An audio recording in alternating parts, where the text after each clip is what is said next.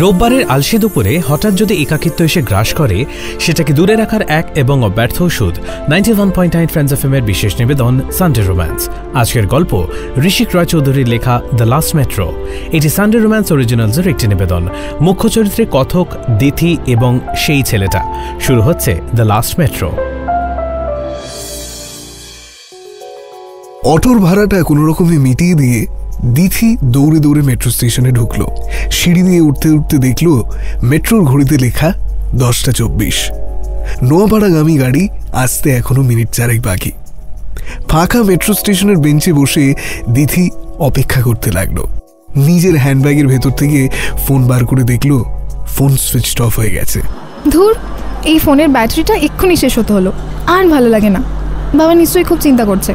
যদি অনিন্দিতার বাড়িতে থাকতেই বাবাকে কল করে নিতাম ভালো হতো। এখন কি যে করি। চিন্তায় পড়ল দিথি। কোনোদিনও তার এমন দেরি হয় না। মাঝে মাঝেই তো সে অনিন্দিতার বাড়িতে যায়, তবুও আজ যেন একটু বেশি দেরি হয়ে গেছে। একবার ভাবলো স্টেশন মাস্টারের অফিসে যদি গিয়ে একটা কল করা যায়, কিন্তু তার পরক্ষণেই ভাবলো যদি মেট্রোটা মিস হয়ে যায় তখন অন্য প্রবলেম। তাই মেট্রোয় উঠে পড়ে কিছু একটা করে নেবে এই ভেবে বসে রইল।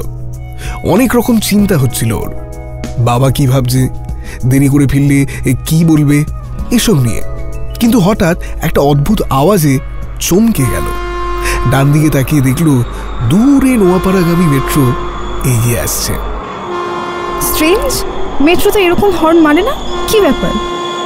ভালো করে তাকিয়ে দেখল দিথি, আর দেখতে পেল মহানায়ক উত্তম কুমার স্টেশনে মেট্রোটা ধীরে ধীরে ঢুকছে।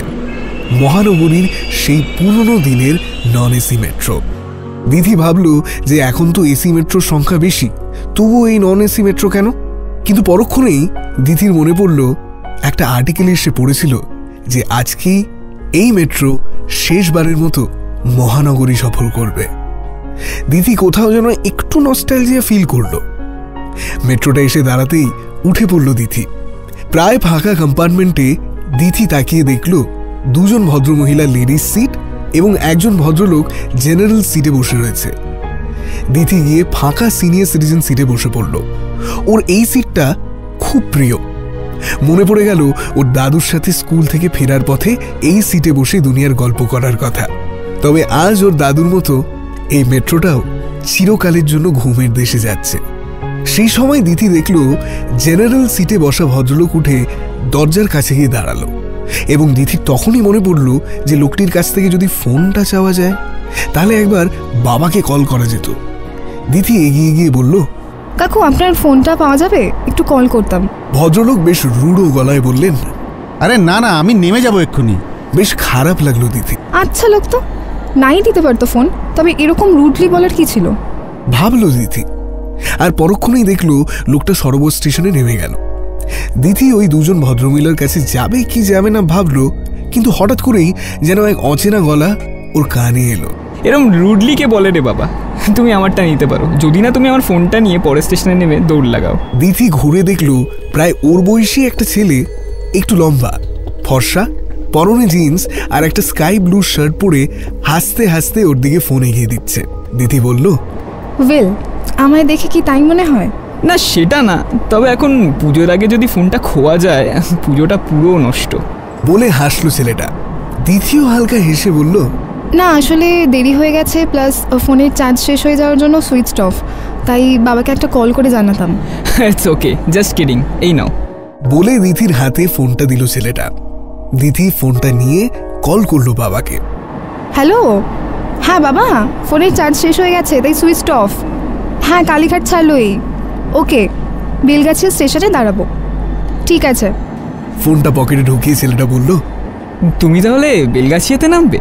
হ্যাঁ, বেলগাছিয়াতেই নামবো। অলসো থ্যাঙ্কস আ লট। খুব চিন্তায় ছিল বাবা। Mention not.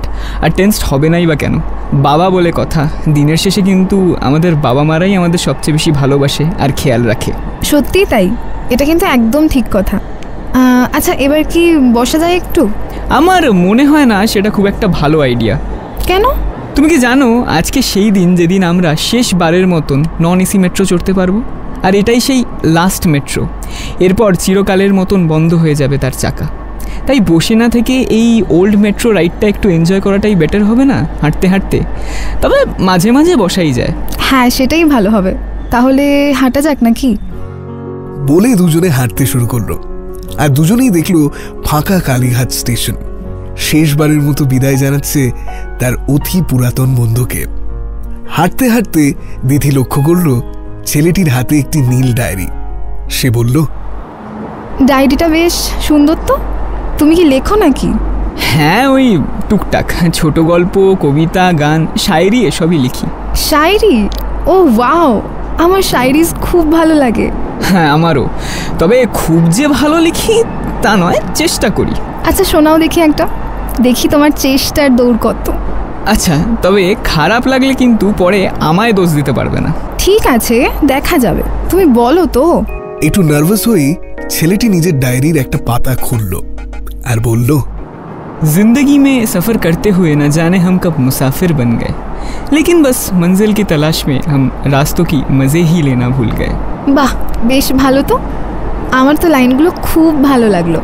আর সত্যিই তো, জীবনের এই ইঁদুর দৌড়ে আমরা শুধু ভাবি কিভাবে আরও বেশি টাকা রোজগার করতে পারবো, এটা না ভেবেই যে জীবন অনেক ছোট আর আমাদের প্রত্যেকটা মুহূর্ত ভালোভাবে বাঁচা উচিত। ধন্যবাদ। আর তুমি যে এত সুন্দর করে বুঝে এক্সপ্লেন করলে, এটা আবার আমার ভালো লাগলো। যদিও আমি শায়েরি সবাইকেও তো শোনাই না। তাহলে এবার থেকে শুনিও। সেটা শোনানোই যায়, কিন্তু সবাই তো আর তোমার মতন করে বুঝবে না। আর অনেকেই ভাবে আমি একটু অদ্ভুত টাইপের, তাই খুব একটা ইন্টারঅ্যাক্ট করি না কারোর সাথে। সে ভাবুক না, আর্টিস্টরা বাকিদের থেকে একটু আলাদা হয়, এটাই স্বাভাবিক। তাই জন্যই তো তারা আর্টিস্ট। বুঝলাম। তা বসা যাক একটু নাকি? হ্যাঁ প্লিজ, এবার একটু ব্রেক নেওয়া দরকার। দুজনে মিলে সামনে জেনারেল সিটে বসল। মেট্রোর প্রায় ফাঁকা কম্পার্টমেন্টে তখন 7-8 জন লোক। বসার পর তিথি দেখল ছেলেটা নিজের ব্যাগের ফ্রন্ট চেইন থেকে একটা চকলেটের প্যাকেট বার করলো। সেটা নিয়ে দিথির দিকে এগিয়ে দিয়ে বলল, এটা তোমার জন্য, আমার শায়েরিকে ভালো বলার জন্য এবং এই লাস্ট মেট্রো সফরে আমার সঙ্গী হওয়ার জন্য। দিথি একটু হালকা হেসে বলল, থ্যাংক ইউ, কিন্তু আমি একটু আগেই খেয়ে বেরিয়েছি, এখন চকলেট খাবো না। আচ্ছা ভেবে নাও না, এটা ডেসার্ট, ডেসার্টকে না করাটা কিন্তু উচিত নয়। আচ্ছা ঠিক আছে। বলে দিথি ছেলেটির হাত থেকে চকলেটটা নিয়ে সেটা হাফ করে আরেকটা হাফ ছেলেটাকে দিয়ে বলল, বাকি হাফটা কিন্তু তোমার। ছেলেটিও একটু হেসে বাকি চকলেটটা নিয়ে নিল। চকলেটটা খেতে খেতে ছেলেটি বলল, অনেকেই তো বলে সরোবর স্টেশনের রাতে লাস্ট মেট্রোতে নাকি ভূত দেখা যায়। আচ্ছা আমি যদি মেট্রোর সেই ভূতটা হই? তাহলে তো তোমার একটা বায়োপিক বার করতেই হবে। এমন ভূত যে মোবাইল ফোন দেয়, চকলেট দেয়, আবার শায়েরিও লেখে। এরকম ভূতের তো গিনিস বুকে নাম উঠবে। বলে দুজনেই হাসতে শুরু করলো। হাসতে হাসতে দিথি বলল, আচ্ছা আমরা এতক্ষণ ধরে কথা বলছি, এদিকে দুজন দুজনের নামটাই জানি না। হাই, আমি দিঠি, দিঠি ব্যানার্জি। আর তুমি? আমি আমার আসল নাম বলবো না, কারণ মানুষ ভুলে যায়। কিন্তু যদি সত্যি এই জার্নিটা মেমোরেবল হয়, আমি যাওয়ার আগে নিজের নামটা বলে দিয়ে যাব। আমি জানি এটা হয়তো একটু রুট শোনাচ্ছে, তাই তুমি আমায় আরেকটা নামে ডাকতে পারো, যেটা আমার ছদ্মনাম, ঠিক যেমন উইলিয়াম সিডনি পটারের ও হেনরি। আর সেই ছদ্মনামটা কি শুনি? রেহান। বাহ, বেশ তো। তাহলে তো আমিও আমার নামটা সিক্রেট রাখতে পারতাম। ইস। আচ্ছা ঠিক আছে, দেন একটা জিনিস করা যাক। কি? রেহান নিজের ব্যাগ থেকে একটা কালো মার্কার পেন বার করলো। তারপর বলল, আচ্ছা তোমার কোনো ডাকনাম আছে যেটা খুব কম লোকে জানে, কিন্তু তোমার খুব ক্লোজ সেই নামটা? হ্যাঁ একটা আছে, বরফি। আমার দাদু আমায় ওই নামে ডাকতো। বাস, তাহলে ওই নামটা বেঞ্চে লিখে দাও মার্কার দিয়ে, আর লাস্টে নামের পাশে লেখো ওয়াজ হিয়ার, ওই শশাঙ্ক রিডেম্পশন সিনেমাটার মতো। কিছুক্ষণ ভাবলো দিথি, তারপর বলল, বুঝেছি, কিন্তু এরম হেরিটেজ জিনিসের গায়ে লেখা কি ঠিক হবে? হয়তো অন্য কোথাও লিখতাম না, কিন্তু এটা মুসাফিরের শেষ জার্নি, তাই মেমোরেবল কিছু মুহূর্ত রেখে যেতে চাই। আচ্ছা ঠিক আছে। বলে দিথি বেঞ্চের গায়ে ছোট্ট করে লিখল বরফি ওয়াজ হিয়ার, আর রেহান দিথির থেকে পেন নিয়ে লিখল সো ওয়াজ রেহান। দুজনেই যেন এক অদ্ভুত আনন্দ পেল, ঠিক যেন স্কুলের শেষ দিনে বেঞ্চে নিজের নাম লিখে দিয়ে আসা। তবে এই যেন এক ভিন্ন অনুভূতি। কয়েকজন দেখলো ওদের এই কাণ্ড, হয়তো ছেলে মানুষই ভেবে তারাও একটু মনে মনে হাসলো। তবে হয়তো দিথি আর রেহানের হাসিটাই সবচেয়ে বেশি খাঁটি ছিল। হাসি থামিয়ে দিথি বলল, আচ্ছা, তুমি বললে এটা মুসাফিরের শেষ জার্নি, তো মুসাফিরটা কে? কেন এই মেট্রোটা? আমি এই মেট্রোকে মুসাফির নাম দিয়েছি। বাহ, এটাও বেশ তো। ঠিক তাই। কে জানে এই মেট্রো আমাদের শহরের কত না গল্প জানে, কত না ঘুরেছে সে এই শহর জুড়ে। আর আজ সে শেষবারের মতো ছুটছে কলকাতা জুড়ে। হয়তো সে বলছে, কত না গল্প জানি আমি, কত না দেখেছি লোক, কতজনকে বছর জুড়ে গন্তব্যে পৌঁছে দিয়েছি রোজ। তবে আজ আমার সময় এসেছে, শেষ হয়েছে গল্পের পাতা। ভালো থেকো সবাই তোমরা, ভালো থেকো কলকাতা। কবিতাটা বলেই চুপ হয়ে গেল কিছুক্ষণের জন্য রেহান। দিথি ওর দিকে তাকিয়ে রইল। তারপর হঠাৎই রেহান বলল, ঠিক এই মেট্রোটার মতো অনেক মানুষও আমাদের ছেড়ে চলে যায়, জানো তো? তা ঠিক, থেকে যায় শুধু তাদের দিয়ে যাওয়া ব্যথা। তবে সেটাই কিন্তু আমাদের আগামী দিনের জন্য প্রস্তুত করে। সেটা কি করে? কোনোদিন একজন কুমোরকে, মানে পটারকে, কলসি বা কোনো ভেসেল বানাতে দেখেছো? ওই তো মাটি থেকে তৈরি করে ওরা, কিন্তু এটার সাথে ওটার কি সম্পর্ক? বলছি, দেখো, প্রথমে যখন কলসি তৈরি করা হয় সেটাকে আকার দেওয়া হয়, কখনো সেটা ভেঙে যায় বা বেঁকে যায়, পারফেক্ট শেপে আসতে সময় নেয়। আর তারপর সেটা পোড়ানো হয়, পুড়িয়ে সেটা তৈরি হয় পুরোপুরি জল রাখার জন্য। ঠিক আমাদের জীবনও এরকম। আমরা অনেক চ্যালেঞ্জের মুখোমুখি হই, কখনো ভেঙে পড়ি, কখনো ঠিকঠাক দিশা পাই না, আবার কখনো আমাদের কষ্ট পেতে হয় ঠিক যেমন মাটিকে পোড়ানো হয়। কিন্তু এসব করার পরই আমরা আসল মানুষ হতে শিখি, যাতে ঠিক সময় ওই কলসির জলের মতন আমরাও মূল্যবান কিছু পেতে পারি। এরকমভাবে তো ভেবেই দেখিনি। কথাটা ঠিকই। রেহান, তুমি সত্যি জীবনকে অন্যভাবে দেখো, তাই না?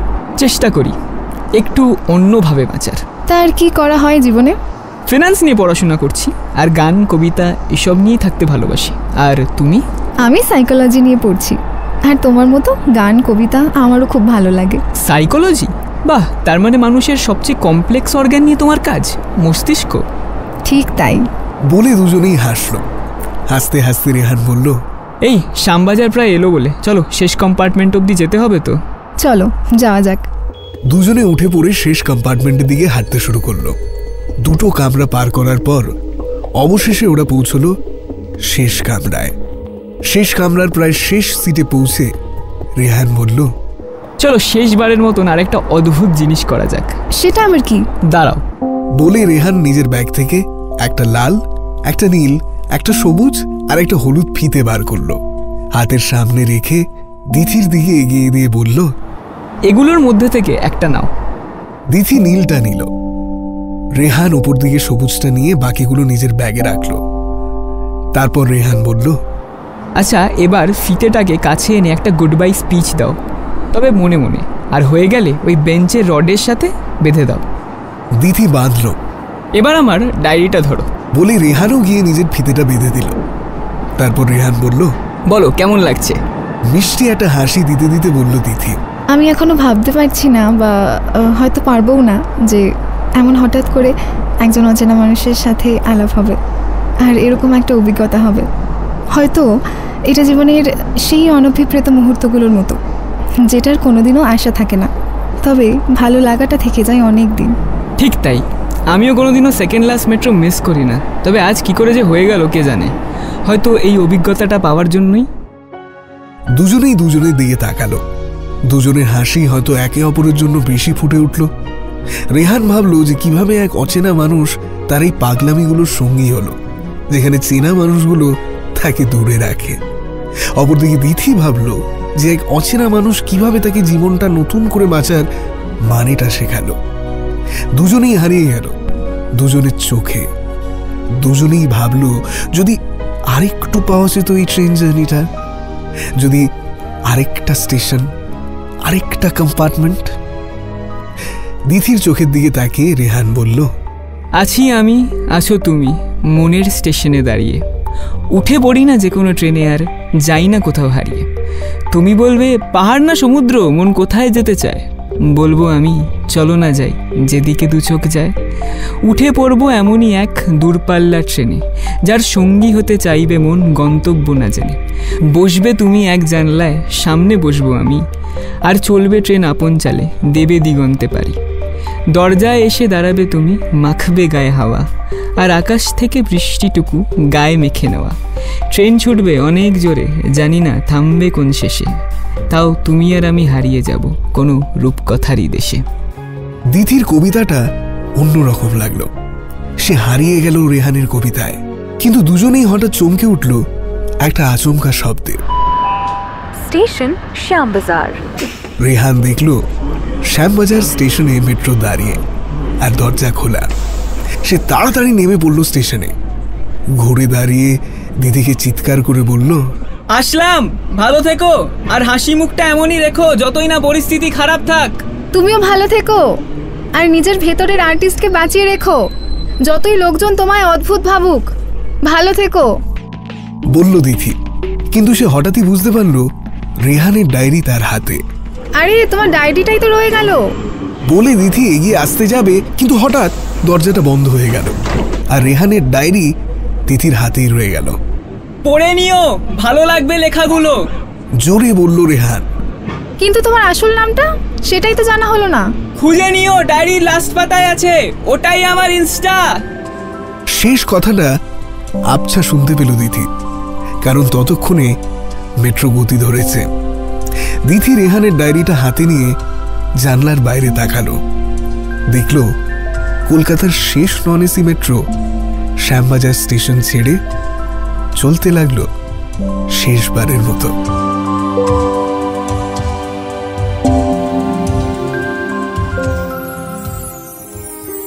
শুনছিলেন ঋষিক রয় চৌধুরীর লেখা গল্প দ্য লাস্ট মেট্রো।